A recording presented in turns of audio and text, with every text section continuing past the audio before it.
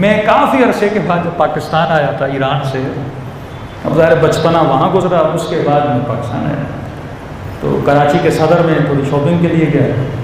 تو ایران میں یہ تھا کہ ہم دیکھتے تھے جو دکاندار دیندار ہے اس سے ہم چیز لیں، تو وہی سوچ میری پاکستان میں۔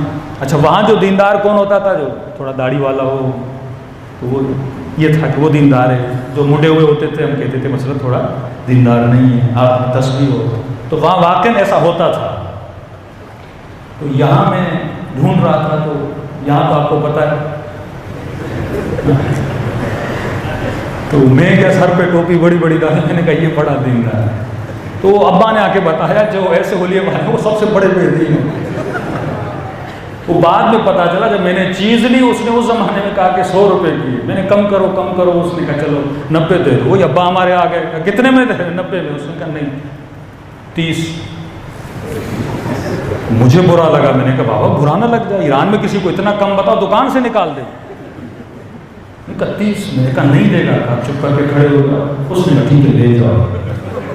میں نے کہا یہ دیندار کی حالت ہے، کوئی نفع ڈبل ہوتا ہے، اتنا نفع، مطلب تو نے 10 میں لیا ہوگا کہ 30 میں دے رہا ہے اور ہمیں 90 میں بیچ رہا ہے۔